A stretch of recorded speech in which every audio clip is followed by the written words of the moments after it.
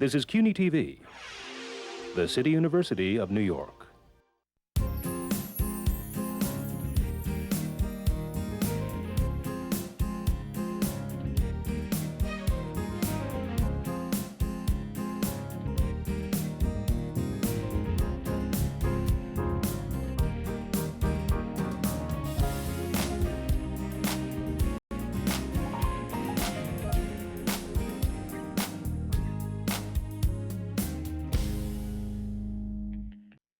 Hello, I'm Ronnie Eldridge. Welcome to Eldridge & Company, a landmarks preservation pioneer and a sophisticated urbanist who looks to the future. Barbaralee Diamonstein-Spielvogel is a driving force behind the preservation movement in New York. She's chair of the Historic Landmarks Preservation Center and author of a recently published volume, The Landmarks of New York, an illustrated record of the city's historic buildings. And she's my guest today. Welcome. I should have said greetings. It's great to be here with you, I'm Ronnie. glad to have you.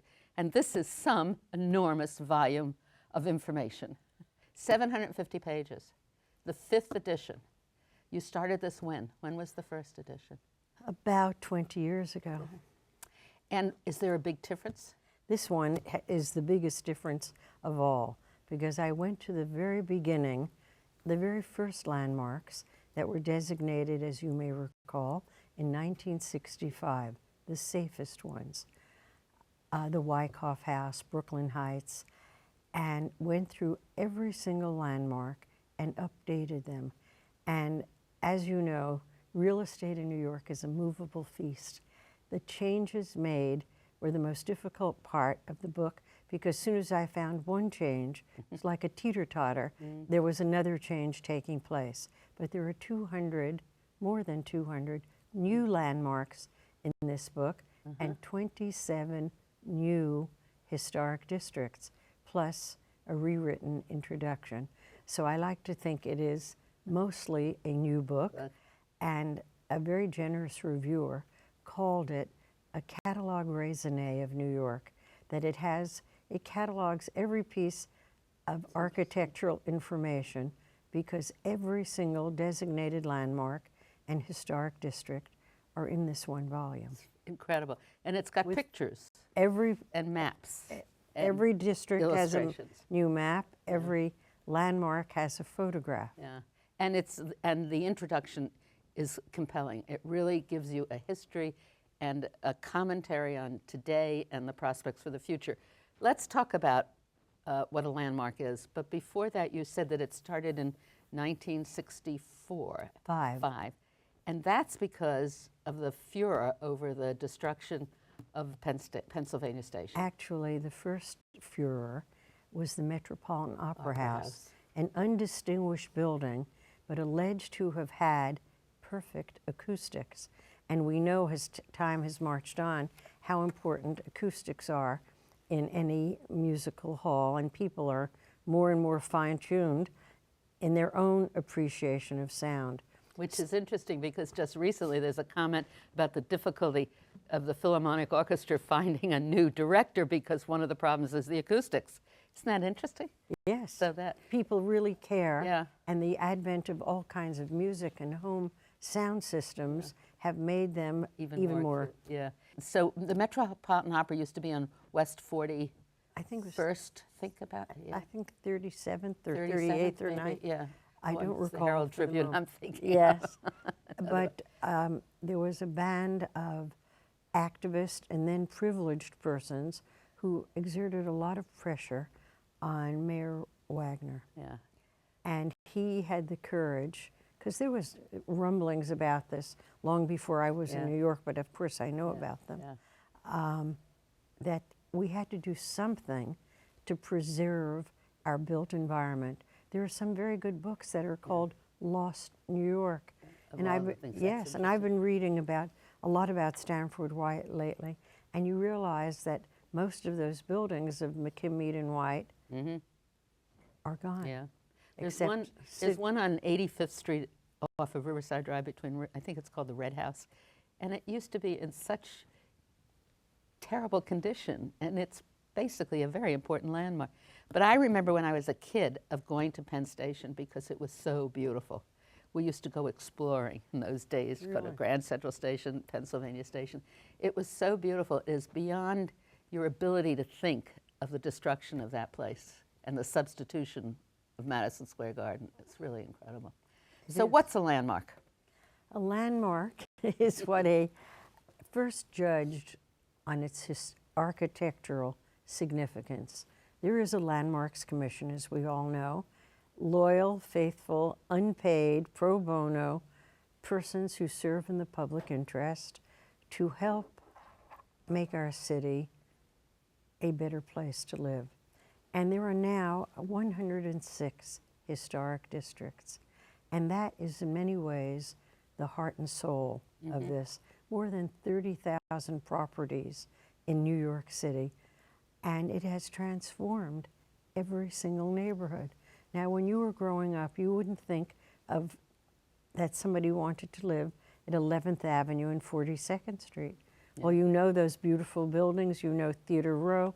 Every neighborhood in each of the boroughs has been touched. So in answer to your question, what is a landmark? There is a lengthy designation process. The public can nominate, the research staff of the commission draws up lists, and they determine what is to be heard. And those things are heard at public hearings where every member of the public is given an opportunity to speak about the merits, or perhaps sometimes lack of merits in their view, of the item, the building to be discussed. Then it is voted on eventually by the commission. They designate it a landmark, and then it goes to City Council for formal approval.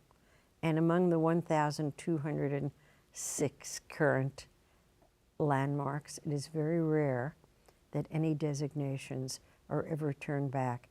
It's a very careful and considerate process. But when they're turned back, they're very often political or real estate, right? I mean, but does a landmark have to be a certain age? Yes, must be 30 years to be considered.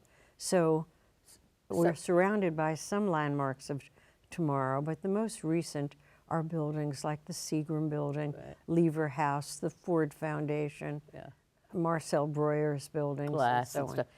You were honored at a dinner in the Four Seasons at the Seagram Building, and it said that it was the 52nd anniversary of the opening of that restaurant. Well, I worked at CBS in those days, and it seems like yesterday that that building was built. And I remember it because it was bronze. The information on the street was that it was a mistake that it was bronze, and I don't know if that's true or not, that the glass came a different color because we had the Lever Brothers across the street that was green, you know? And it was so interesting, but I couldn't believe 52 years ago. And then, on the other hand, they destroyed Pennsylvania Station when it was only 52 years old. So it gives you a sense of timing that it's, you know, I would have thought Penn Station was here forever. So did lots of us. And hope that it would be. And it is to be hoped there will be less destruction of that kind, in part because so many buildings of that quality are either gone or designated. And there is a great activism. In fact, I think, and I hope you might consider this because you know so much about the political process. After the civil rights movements, starting in 1954, Brown versus the Board of Education, May of '54, after the civil rights movements, after the equal rights movements, women's rights, marriage equality, gay rights, one of the great movements in the United States, really having as a catalyst our bicentennial in 1976. We're a very young country. And people started to celebrate that occasion. And when they did, they looked around at the built environment, and this is throughout the country, and started to have a greater appreciation for the places in which they lived and worked and shopped and played, and started to take care of them. 20 years ago, there were 100 landmarks commissions. Local ones. In the United States, official ones. There are more than 6,000 now, but there are tens of thousands of community organizations. Just No, go on. I don't mean to interrupt you, but one of the byproducts of that, or maybe one of the stimuluses to it, is that it's an economic activity. I mean, that it's a revitalization of a city or a neighborhood, and it's economically a very sound proposal. You will find total agreement here. Preservation has become an economic engine. Yeah. Let's take New York City. There isn't the manufacturing that we knew of going on here now, but we do have the Seagram building, the Brooklyn Bridge, the Chrysler building, the Statue of Liberty, and on and on. People come from all over the world to see our cultural heritage. In addition to all of our other arts-related things, it has become an economic engine, and one of the great economic engines, and actually Governor Cuomo and Nancy Zimpher, the Chancellor of CUNY, have banded together in seeing the university system as a great economic engine, and it is. In many places, they are the largest employer and reach out with concern for their community. Are they teaching now historic preservation? And it's a profession now. It's a very important thing. It's also a major land use action, isn't That it? is exactly how I feel. That in the end, this is really about land use and ultimately the human use of human beings, and humane as well. By the way, this book is organized by date of construction. So as the book unfolds, so does the history of New York to a certain extent.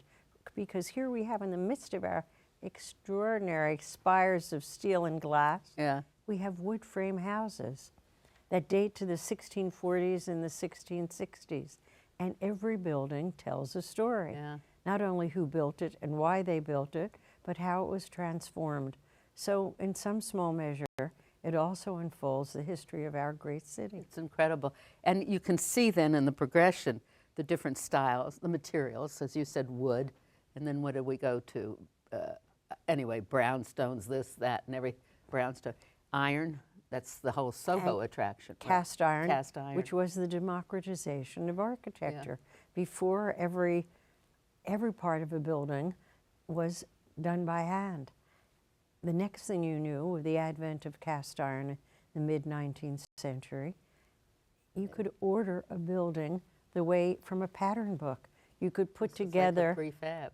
Well, it was the precursor to the first prefab in some ways, and you could put together a style of wonderful buildings that we all know, particularly in Soho, that is known as, by the way, the Soho Cast Iron District. You could put together a building that can be quickly assembled. Now, I noticed that a major development in Brooklyn is now going to be put together with prefab modular buildings. They say it costs the same thing, but it decreases the time by multiples. I'm not certain about the costs. Right, and the labor that goes into it. Exactly. Whether we're going to lose jobs or not, or something like that. Yes. But there are cities in the world, in Brazil, a brand new city. I've never been there.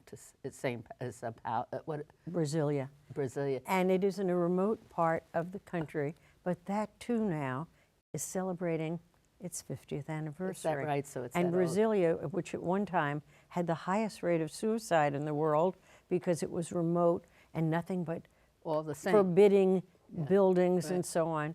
Now they are trying to reconstruct, particularly with the new prosperity in Brazil, the capital exactly as it appeared, including the furniture and everything else, because it is a distinct style and known now the world over.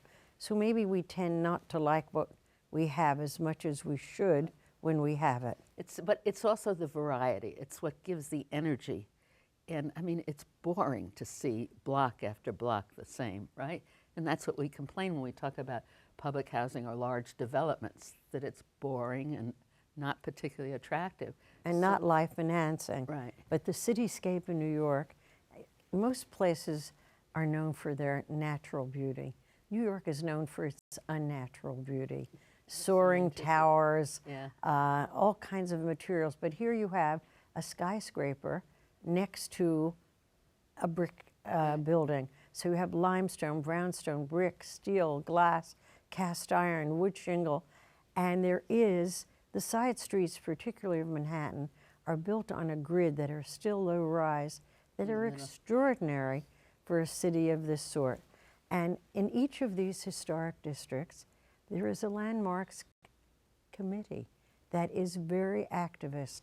I admire the entire movement for its activism that doesn't stop with the built environment and land use. And I hope everyone collaborates with them, cooperates with them, and understands the purpose. In addition to which, there isn't a building, hardly, that I know of, that hasn't increased in value after its designation.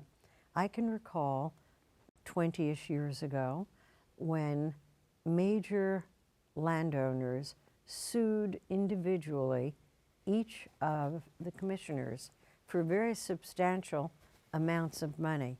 And as you may remember, I served as the longest term commissioner under 4 mayors. And being, I guess, as outspoken as I am, I still consider that a minor miracle. But the very company that sued us, as soon as they lost the case and opened their hotel, every ad said, "Come to our landmark hotel." So there's a great dichotomy in what they say and what they believe. Think, or what their fear. Yes. And then they find out. The designation of districts was, when did that first happen? Because I think that had the greatest impact on the land use. The first district was named in 1965, a very safe district, Brooklyn Heights, because no one could challenge that. And of course, there are now 106, and a great number that are meant to come on stream. Most recently, a district has been named called the Borough Hall Skyscraper District, very small, 21 buildings, but coming under attack now, and it remains to be seen what the City Council does with that. If it turns back that designation, it will be the first time in 30 years that something has occurred. Yeah. So when we talk about land use, and then there's always been a tension between the developers, the real estate industry, and the preservationists. And is it out of fear? Is it economic? I mean, there are some examples where they would tear down a building that we really wanted to keep, well, like Penn Station. But, and then they can also take off some of the trimmings. They are obstacles in a way to further designations. Is that true? Well, from my point of view, it isn't. Yeah. But I know there are more than one way to view any issue. But the fact is, the Landmarks Commission has tried, and right now in the process of doing an online application for change. You can't ask for anything simpler or easier than that. Yeah. And the staff really does bend over backwards to help applicants. This is individual people, right? Yes. But with historic districts, they're the ones who generally come forth and want it bigger and bigger. Well, if every historic district is like the West Side, which has Landmark West overlooking and protecting us, is like that, then we have very incredible, strong voices. Well, we do. Yeah. But Landmarks West is one of the most interesting and activist. Yeah. It's a terrific thing. It is. Yeah. But every community has that. They don't often have the number of buildings or the clout or the sense perhaps of entitlement of the Upper West Side. Well, we always. But they're really wonderful. Yeah. But what we really want is, we want to protect this because we believe that it adds value to our lives, right? The beautiful differences and everything else. And you've taken it a step further by saying, if you could identify certain things that happened in buildings or people who lived there, you're bringing it even more personally down to a person who goes past that building. Do you have a project of putting medallions on buildings? I'd like to tell you about it. Yeah. Actually, most people think that a continuity between past and present is really a very good and stabilizing force in life. and some things go on besides mortal existence, and that we are engaged really in preserving the past and a pact for the future. And all good preservationists believe that good architecture should live side by side, good contemporary new architecture. Just the other day I was reading the report of last week's designation and appropriation hearings, certificate of appropriate hearings, and seeing again infill buildings, brand new buildings in major historic districts. That happens all the time. Landmarks, the big myth about landmarks is that they freeze a building. I can tell you that the biggest task in doing this book was updating the change to the 1,206 landmarks, because they change all the time. They're reuse. We're Well, sitting in a building that used to be B. Altman's department store, and now it's the Graduate Center for the City University. And the building has been very well preserved. Beautiful Wonderful. elevators. Wonderful. Yeah. So, And a wonderful reuse. Yeah. Actually, an earlier book of mine called Buildings Reborn, New Uses, Old Places, helped coin the term of adaptive reuse, together with an architect who was then the master of all that, Giorgio Cavalieri, and was one of the first architects of repurposing what was the Hebrew Immigrant Aid Society to what is now called the Public Theater, Joe Papp's it's great. great invention. And it's about to celebrate its 50th anniversary Incredible. in appropriate style. But let's you talk asked about your medallion. cultural Yeah, medallions. yeah. The first, and you asked earlier, what makes a building designated? The first criterion is architectural worthiness. Then there are buildings that are designated because of their historical worthiness. What comes to mind is Charlie Parker's house. Now, the world over, not only jazz musicians and aficionados know the role of Charlie Parker in music. That is an individually designated landmark, as much for his long-term residence there as its simple, straightforward architecture. So the second thing is historic. Then there is another category that the Historic Landmarks Preservation Center, which I chair, has created. We call them cultural medallions, a latter-day invention of what has gone on all over the world, like London's Blue Marker, all throughout Italy.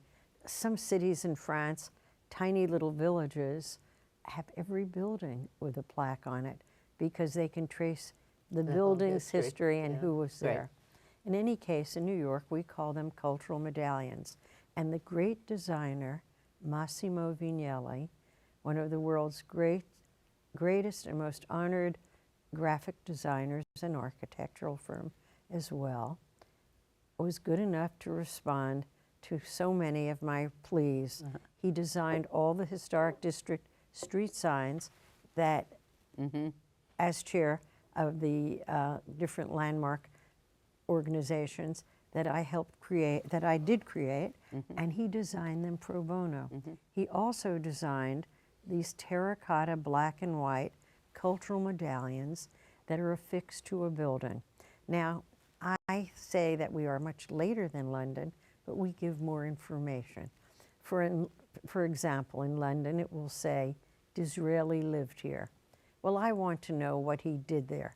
For example, the most recent cultural medallion, and by the way, nominations are encouraged from the public. And invited. Invited. And they should, do you have a website? Exactly. Yeah. HLPC culturalmedallions.org. It gives you the history of the program, some examples of cultural medallions, and how to nominate. So I invite, your word is much better than mine, all members of the public to submit worthy and verifiable sites, because we vet our information very carefully. None has been called out yet in error. We only have 3 minutes left in this interesting discussion I'm having with you. So I want to also say this, there is a future to this, right? Big future. And we're teaching, not only do they Is it a professional training in colleges or graduate schools? Right here in We're New York. teaching grade school children. Well, I the think value. that right here in New York, Andrew Dulcart runs a wonderful program at Columbia University in historic preservation. Pratt Institute, that has been so wonderful in preserving its buildings and its outreach to the community, has a marvelous school of historic preservation. But there are now throughout the country, in Delaware, originally because of winter tour and things of that sort. But I'm most concerned right now with our wonderful city of New York. And every historic district has an education committee. The Historic Districts Council is the citywide advocate for all the historic districts. You can look them up under historicdistrictscouncil.org and become involved in your community Great. as well. And it also, it creates more of a public interest in the participation in this, because people have to realize the buildings that are being built today, 30 years from now, are going to be eligible to be historic districts or historic buildings, right? It's the continuous thing which makes citizens part of a history. And that is what's so wonderful about the landmarks preservation movement. It cuts across all socioeconomic groups, all age groups, in a common concern for civic activism, pride, and involvement. And that's what we want, a participatory democracy. Absolutely. It's not just the wealthy neighborhoods of here, but it's the working neighborhoods. It's the style that people used to work in and everything, and it's so important. So we want people to go to the website. We want them to hear your message and wonderful things. We want the city to put up more street signs. We certainly do. You read the introduction. Yes.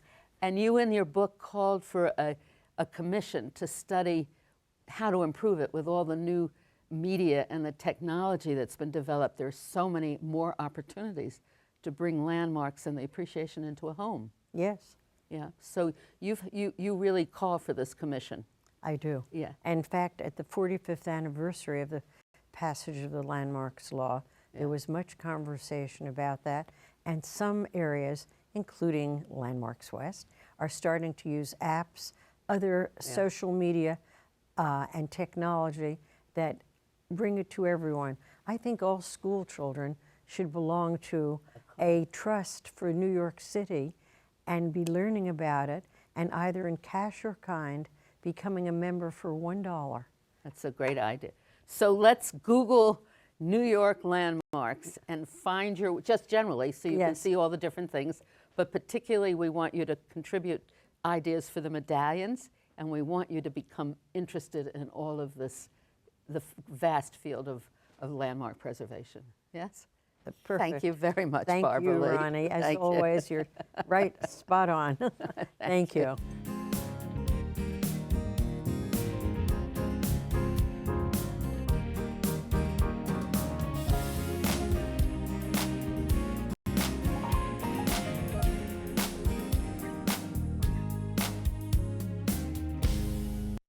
If there are any people you'd like to hear and topics you'd like us to explore, please let me know. You can write to me at CUNY TV, 365 Fifth Avenue, New York, New York, 10016, or you can go to the website at cuny.tv and click on Contact Us. I look forward to hearing from you.